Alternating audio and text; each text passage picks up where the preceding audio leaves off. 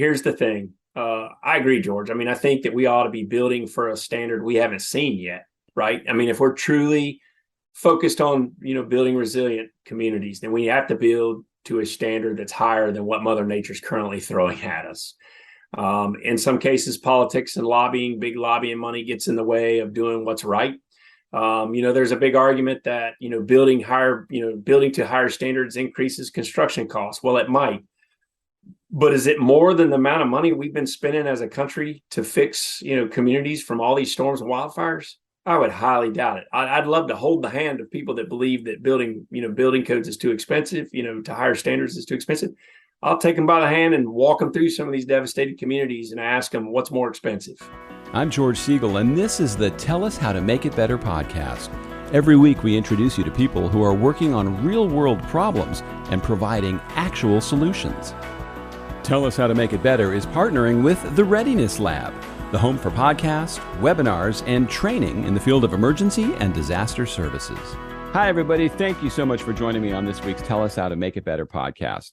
As a little time has gone by now since Hurricane Ian hit, we're seeing the horrific images and stories that have come out of Southwest Florida and how people's lives are changed forever. What's interesting to me is what will that do to places like where I live, Tampa, Florida, where we were forecast to get that storm for much of the duration, and then it ended up turning and going south. So what will change in our area that will either have people more prepared or have them evacuate and make sure they have insurance and all the things they need to do if a disaster hits, because our area is pegged to be worse if that kind of storm hit than what happened in Southwest Florida. It's our doomsday scenario here. So that's one of the things I want to talk about with my guest today, who is the former administrator of FEMA. We interviewed him in my documentary film, The Last House Standing. We were able to get into FEMA and talk to Brock Long, and it was a great interview then, and he has a lot of great information to share with us today. My guest today is Brock Long, Executive Chairman at Hagerty Consulting and the former administrator at FEMA. Brock, thank you so much for your time today. George, it's good to be back with you, and I appreciate your work to try to help people understand how to build resilient communities. Thanks for letting me be here. No, I'm glad to have you. Now, let's talk about Ian and the images that you're seeing coming out of there, the videos and everything. It's just, you say you want to use terms like unimaginable. It is to see this. What are your thoughts so far? Hurricane Ian, unfortunately, is probably going to be the most costly disaster, if not one of the most deadly already that the state of Florida has seen in its history. This is the storm that we caution everybody about. It's the one that we've got to get better when it comes to designing resilient communities along the coast in the future. It's a reminder that none of these hurricanes are alike. They're all different. They all attack differently. There is no Category 4, hurricane that's the same. And the vulnerabilities are different based upon where they make landfall. And we've got a lot of work to do to educate the public about how to be prepared. I think some laws have to change and some incentives have to be put into place to increase building codes and land use planning along, in areas that are vulnerable not only to hurricanes, but maybe wildfires, and floods, So we got a lot of work, George. You got to keep up the good work of getting the message out. Now, as you know firsthand from your time at FEMA, the finger pointing always starts right after a disaster. How did this happen? Who's to blame? There's a meteorologist that I really like to follow, Brian Norcross, and I read an article that he wrote about the cone and how this storm was in the cone. It was the far right side of the cone, but it's when do people evacuate? When do they say, I'm not going to be safe here? That's a tough call for people. And I live in Tampa, and so I know we didn't evacuate. And now that I've seen what happened in that area, I'm going, we might have been wiped out here. So, George, listen, as a former FEMA administrator, let's just say I have been the bullfighter in the arena and received all the criticism in the world. And, America's got to stop blaming a single point of failure for all the problems that Hurricane Ian provided us. We're all at fault. We all have to get better. We all have to figure out what our part is to become resilient. And when it comes to an evacuation, I think a lot of people don't realize that the main reason you evacuate is because of the storm surge hazard that's associated with major landfall and hurricanes. The key is get the people out of the areas that are going to flood and into facilities that can withstand the winds, right? And in this case, Ian was a lesson about storm surge, and we continue to not learn that lesson historically, even though hundreds of people die on a regular basis from storm surge events. And here's the thing, I've always said, unfortunately, while storm surge is the hazard associated with hurricanes that can kill the most amount of people and has the highest potential to cause the most amount of damage, it's also the unforgiving hazard, George. So what I mean by that is a lot of people that experience 12, 15, 18 feet of storm surge don't live to talk about it. So we lose that story. It's unlike people who experience tornadoes go underground and can describe what the wind sounded like. That doesn't happen here. So what I'm really afraid of, George, is that, 5-10 years from now, people will forget why people lost their lives in Ian. And when it comes to the evacuation piece, it's not one person that's responsible for issuing an evacuation. And these storm surge, these hurricane forecasts are uncertain in many cases. If you look at Hurricane Ian's track forecast, it fluctuated between Southwest Florida and all the way up to Apalachicola, hundreds of miles of coastline over a 5-day period and back and forth. And, it's not an exact science. If it was an exact science, it would make things a lot easier, George. But in this case, this forecast fluctuated, several hundred miles north and south, up and down the coastline, and it presents a lot of challenges as a result. Yeah. I read a story this morning of 4 women who were visiting Fort Myers, and they were trapped in a structure that was flooding. One of them was killed by a nail that in the roof as the water filled up. I believe the other 3 got out. We'll probably be hearing more about this in the coming days. But a lot of times when people are told to evacuate, and I see this in every place that I've ever lived, they don't go. Right. So it's easy to blame people. Ultimately, it's personal responsibility. But people need to understand you're not getting away with a storm surge if you're not in a really high building or safe area. I think too, one of the interesting pieces of information that's lacking here is how many people have moved to Southwest Florida since Hurricane Charlie hit in 2004, right? And we're blindly buying property. We're blindly buying homes without understanding the hazards that are associated with the geographical location of our dwellings and how to be, properly prepared. The other aspect of this is that hurricanes are defined by wind intensity and not by storm surge threat. And so a lot of people will think, well, I've bought a house. It's, it can withstand the winds, but they're not thinking about whether or not it's properly elevated or where it is along, the storm surge vulnerable areas. And, so there's a lot of education when it comes to buying a home and preparing for it. But you're right. For whatever reason, historically, if you look at some of the past FEMA hurricane evacuation studies, when you ask 100,000 people to evacuate an area, you might get an 85 to 90% participation rate, which means, 10 or 15%. That's a lot of people that stay behind for whatever reasons and make their own educated guess. And it end up, costing them their lives or injuries or whatever it may be. And what's the responsibility of government in a place like Sanibel Island, which is completely isolated right now? I know they're going to rebuild that bridge, but that relied almost completely on tourism, and the people had summer homes there. But it seems like that it's so different from Mexico Beach. Do they rebuild it? Do they just give it back to nature? What do you do in a situation like that? That's been the debate in emergency management. I'm not going to speak for Sanibel off the bat. I mean, they've got to do what's right for Sanibel. But here's the thing. As a nation, when we go through major wildfires, when we go through major floods, when we go through hurricanes, if we don't build it correctly, Mother Nature is going to work it out eventually, whether we like it or not. And, the thing is, one of the things that I've been really pondering, George, is that NASA, a couple of weeks ago, flew a satellite into an asteroid 7 million miles away. They have the technology and the expertise to do that. Why do we not have the ability or the grit and the wherewithal to build properly in areas that are vulnerable to various different types of hazards. I mean, maybe that's not a good analogy, but that's what's been going through my mind. And when communities do rebuild, they've got to rebuild to the high standards. And one of the concerns that I have, George, is that, over the last couple of years during the COVID, as interest rates are really low during the COVID years, more homes got built in the United States than ever before, according to some studies, to the minimum standards of every state. So don't talk to me about being resilient if we're going to allow that type of construction and building to continue, knowing that disasters may be becoming more frequent and more intense.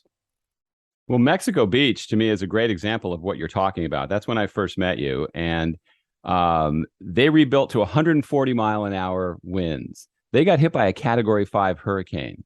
So they're not even rebuilding to the standard that would survive the next Category 5 hurricane. I don't understand the thinking with that.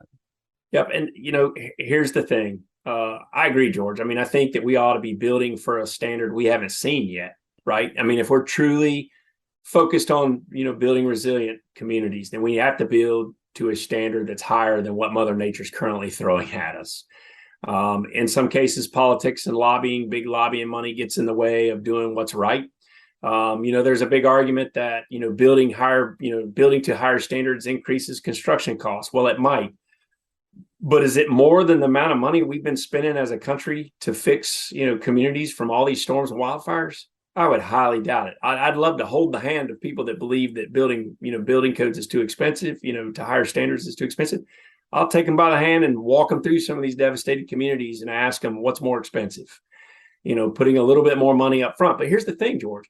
Why does the appraisal industry in this country not valuate homes that are mitigated, like the one that you featured in your movie, Last House Standing? Why is that home not valuated higher than the home right next to it that's a similar square footage, same location, right? Has the appraisal industry, really been educated to look for mitigation techniques in homes that would make that home more attractive and valuable than the home beside it that hasn't been mitigated? Why does the realtor industry, not also start to promote mitigated homes over homes that haven't been mitigated? And so there's a lot of education that's got to take place in these different industries. And I think that change has got to be a grassroots thing. It can't just come from the federal government saying build to a higher standard. It's also got to be these industries demanding higher quality construction in areas that we know are vulnerable.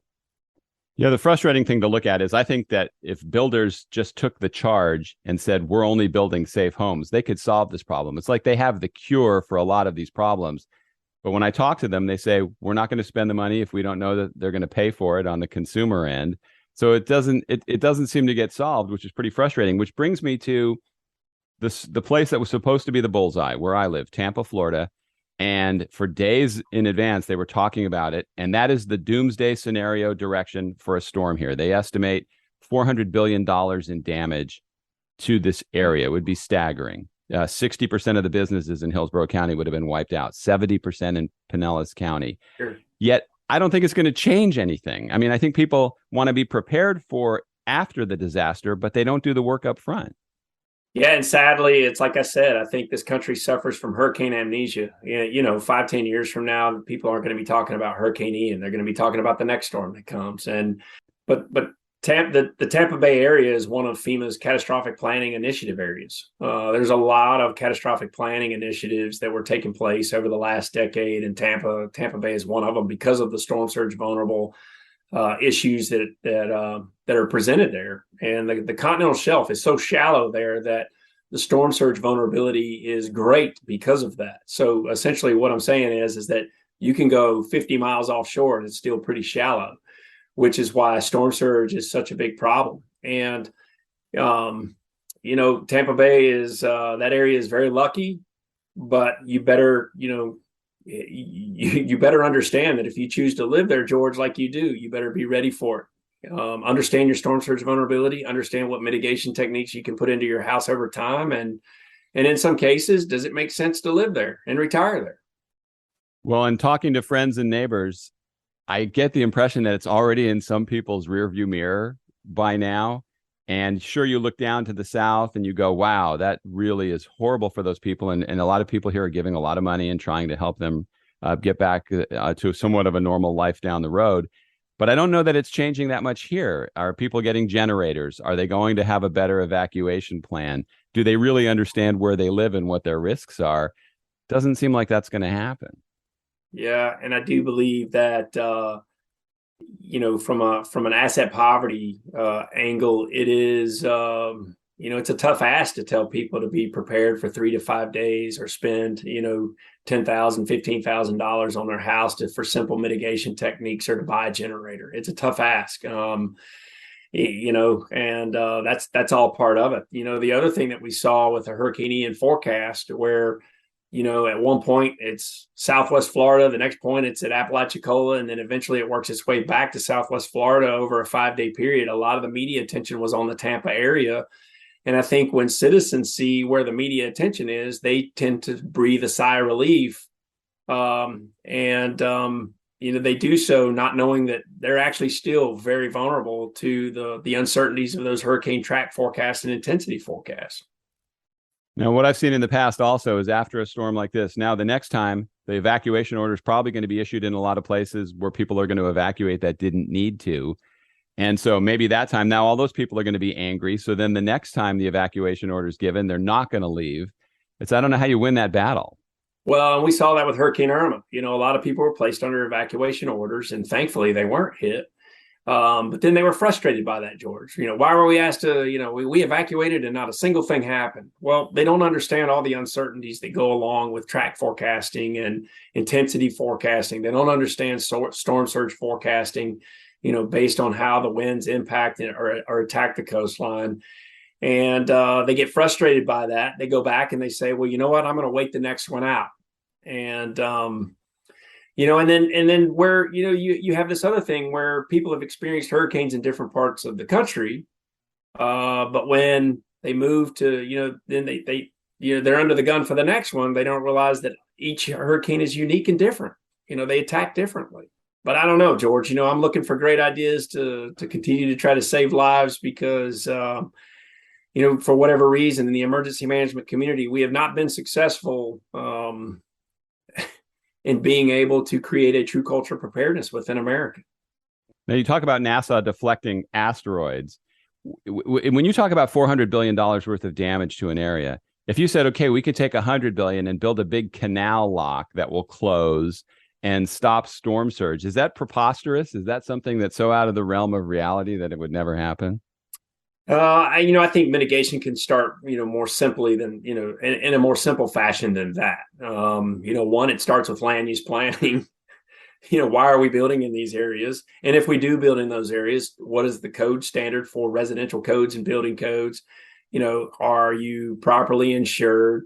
There's ways of doing it without building, massive infrastructure to guard storm surge, those types of things. I think you start simple and build your way up. But then it's also an education piece, George. Just like we were talking, why does the appraisal industry not know how to look for mitigated homes over homes that aren't mitigated in areas that are vulnerable to hurricanes or wildfires or floods, right? So it's education, it's infrastructure, it's building things correctly. It's, it's learning how to live with Mother Nature, and it's building to a standard that's higher than what we've seen so far if we know that it's going to become more intense in the future. Now, less than half a mile from my house, there's a waterfront where they build new houses. They tear down the old ones and they put up new ones. Some people put up houses with wood on the second floor. They're all elevated, the new ones, at least 10 or 11 feet. But there's one that they put in probably 50 steel beams that went down deep into the ground. Everything is concrete. Everything is steel. There's no wood on this house. Is that overdoing it? That house will be standing no matter what happens. But to survive storm surge, you got to do something. Yep, and I don't think there is no such thing as overdoing it when it comes to mitigation, particularly if we're not sure what if the future is uncertain about how these hazards are going to change or become more intense, right? The current level of codes in our country is not working. We know that. We've seen multi-billion-dollar disaster after multi-billion-dollar disaster. The other thing that's got to keep up with not only the dwellings is the infrastructure and how we rebuild new infrastructure. Let's not put those bridges back up to the same standard that supported these islands. Let's rethink that too. And you might have the last house standing, but there's no water structure to support you living there either. There's no roadway system, there's no water infrastructure, sewer system. So it's a total rebuild in some cases to a much higher standard. Oh, sure. We have some head scratcher things here. Tampa General Hospital is on Davis Islands, which has one bridge going to it, but it's a huge hospital in this area. That bridge would get washed out by a 20-foot storm surge. Well, and if you look at Hurricane Irma, George, look at where a lot of deaths occurred in rest area, in assisted living facilities. Why are assisted living facilities allowed to be built in Cat 1, 2, 3 storm surge vulnerable areas? Because evacuating people can kill them. And and so we got to think about how we build the hospital infrastructure of the future, but also why are we allowing certain types of facilities to be built where they're built if evacuation could be dangerous to them. We have another island right next to Davis Islands called Harbor Island that has 2 bridges, but all their utilities are in the ground, but they were shutting the power off for this storm because they didn't want salt water to get in it. Don't you think of that when you put it in the ground on an island, on a bay? I mean, it just makes me want to smack my head. It's like, yeah. Well, I can tell you this, George, we talked about this before, previously serving as FEMA administrator. I think I went through 220 events in 2 years that's declared disasters and wildfires. I mean, literally a new event every 3 days, if you think about it. And, people want to place a lot of blame on FEMA. Why is this happening? Why is that happening? But FEMA's not in control of the destiny of many communities. They really aren't. I think some things have to change. I think the disaster laws that guide what FEMA can do, such as the Stafford Act, have to be redesigned by Congress to provide incentives to communities for doing the right thing.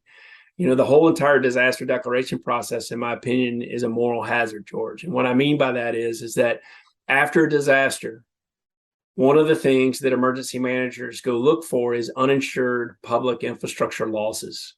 Uninsured public infrastructure losses, those dollar amounts will help them to qualify for a federal disaster declaration. There's no incentive to insure the infrastructure or build it correctly. So what if the law was rewritten to say those who pass higher building codes, residential codes, proper land use planning, and are properly insured have greater access to Department of Education grants, Department of Commerce grants, Department of Transportation grants? What if incentives were actually built into the law? Because right now they don't exist. And so as a former FEMA administrator, to me, I'm glad we're having the conversation about resilience, but it's also a little bit laughable that we're having a conversation about resilience, but yet the whole entire disaster declaration process is a moral hazard that's got to be restructured to fit that to fit that debate, right? Well, why would somebody be against doing that? I know I'm preaching to the choir here, but why would you not want to fix that? It may stifle development in your community, George. It may not allow you to look at the grants that are provided for economic growth in communities, George. So what's the right balance of growth? How big do these communities need to be? The resilience discussion and debate is multifaceted, and it's far greater than what's FEMA doing to prevent these things in the future. Honestly, I think FEMA's on a path where their business model is broken. The business model is broken. Their mission has grown, incredibly, and they're not going to be able to keep their head above water unless the laws and the incentives are changed. When you look back at your experience there, is it a good memory or is it a nightmare? That's a great question. I'm still trying to get my head right, George, after being FEMA administrator. I love the people inside that agency. They're dedicated people. They truly are golden hearted. But would I want to go back and lead FEMA? I would. I think the deck is stacked against the agency, and they don't really have the emergency management community doesn't have a strong lobby. And anytime events like this occur, I can guarantee you that people are going to say we need a bigger FEMA, but bigger FEMA is not the answer, George. We've tried bigger FEMA after Andrew in 92. We tried bigger FEMA after Katrina in 2005. We wanted a bigger FEMA after Sandy hit New York. We need a bigger FEMA, George, after Maria in Puerto Rico. Well, if we keep doing that and it's not really helping things, bigger FEMA is not the answer. It is, this is a partnership at all levels, from the properly prepared and educated citizen about hazards and what they've got to do to become more resilient, all the way to the federal government finally providing incentives to communities that are doing the right thing, right? And for example, like the equity debate right now, one of the things that I'd like Congress to allow FEMA to do is allow communities who are depressed, depressed communities, to apply for FEMA mitigation funds to help offset homeowners insurance in areas where people can't get ahead. Mitigation is not just about structural mitigation; it's also societal vulnerability mitigation, right? And I don't believe that the federal government should pay for everybody's homeowners insurance indefinitely, but there should be a graduating scale to at least start the process and the conversation. Coupled with financial resiliency, coupled with low to no cost mitigation strategies to improve your dwelling's performance when they face these types. But pointing the finger at who's responsible for this evacuation call, who's responsible for this disaster, Puerto Rico, FEMA, that ain't working. You're pointing the finger at the wrong direction, because everybody inside FEMA knows what it takes to have a resilient future, but Congress isn't listening to the professions. Yeah. So what would be the ultimate takeaway here for Tampa, St. Pete, Clearwater, even as far south as Sarasota, which still got hit? What should they do right now to put themselves in a better position? Understand the vulnerabilities of where you live. Okay. Understand the vulnerabilities of how hurricanes can attack your community, and different hurricanes can attack your community. Are you vulnerable to high winds, storm surge, inland flooding? What is it? Based on where you live. Be properly insured. Insurance is the first line of defense. A lot of people who moved down from the north to Southwest Florida and just, bought a house for cash and let their home insurance lapse so they could have a couple $100 extra a month, in an operational account, just lost their largest chunk of wealth in their home because it's gone. And the max grant from FEMA is a little over $32,000 or $33,000 to help somebody that's lost their home and is uninsured. Insurance is the first line of defense. FEMA is not designed to make you whole. If you're asked to evacuate, heed the warning early. It's the storm surge that will kill you, not necessarily the wind, even though the wind is what classifies these storms, right? Before you retire to different areas, understand the areas that you're retiring to. Understand the communities where you're planting your business. Understand the vulnerabilities and what can happen before you do it. And if you choose to live there, do it right. Build to a higher standard. Buy a home that's been mitigated. Yeah, I was talking to a neighbor the other day. They had a realtor, and they were going to start looking at property a few weeks ago in Sanibel Island. There's a lot of people whose lives are going to be changed forever because of this most recent hurricane. Yeah, absolutely. And there's a lot of statistics. There was a research study done by the Urban Institute, and I think the title is called "Adding Insult to Injury." If you lose your home and you're underinsured, there are studies that were done by the Urban Institute. I think that the title was "Adding Insult to Injury."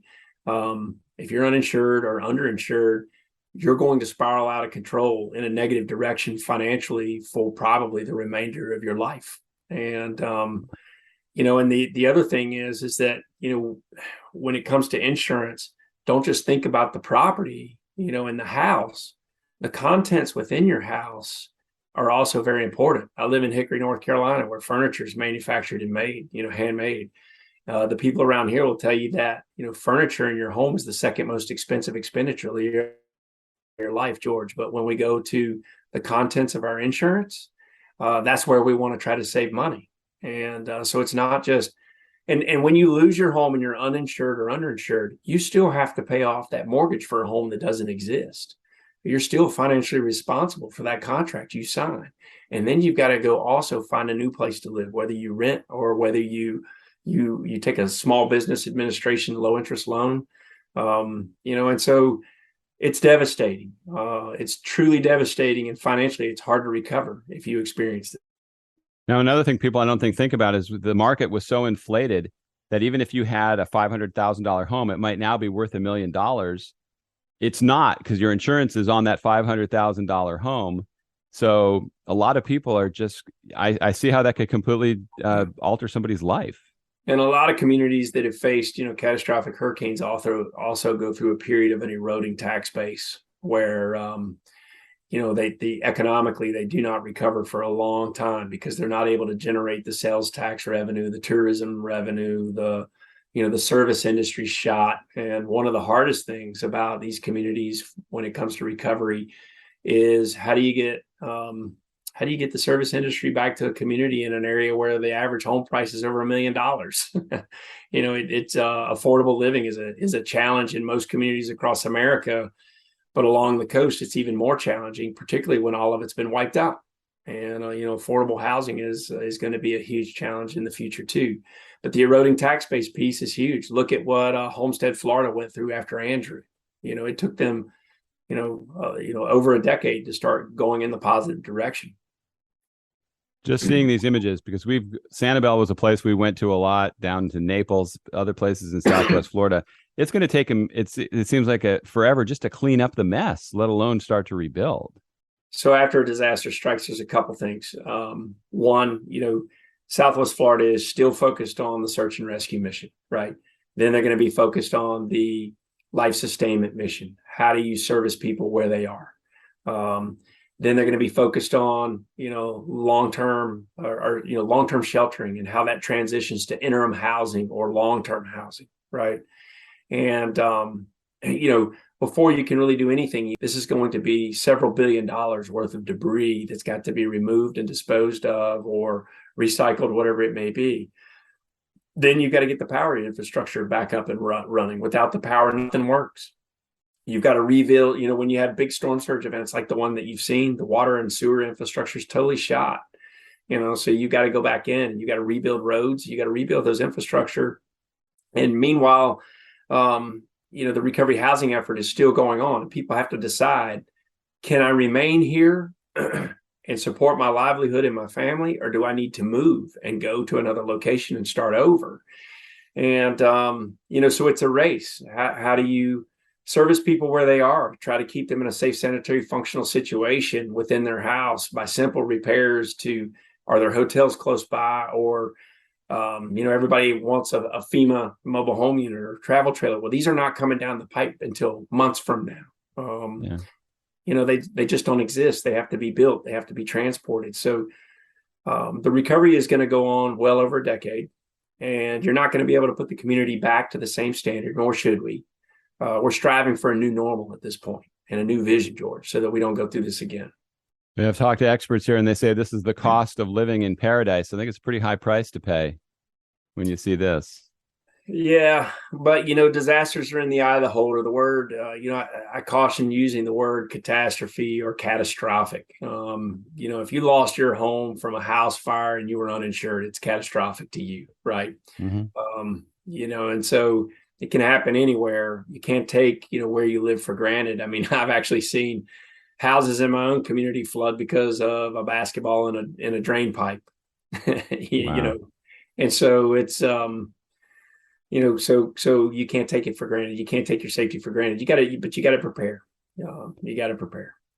Brock, thank you so much for your time. I appreciate your insights, and I'll be bugging you again because hopefully we're doing some more with the last house standing, and I would love to have your expertise. Fantastic, George. Thank you so much. Thank you so much for joining me on today's Tell Us How to Make It Better podcast. If you have any questions or thoughts about what you were listening to, things you might want to see differently, there's a contact form where you can reach me in the show notes. And if you enjoyed what you were listening to, please become a subscriber and share the link to the podcast with your friends as well. Thanks again for listening. See you next time.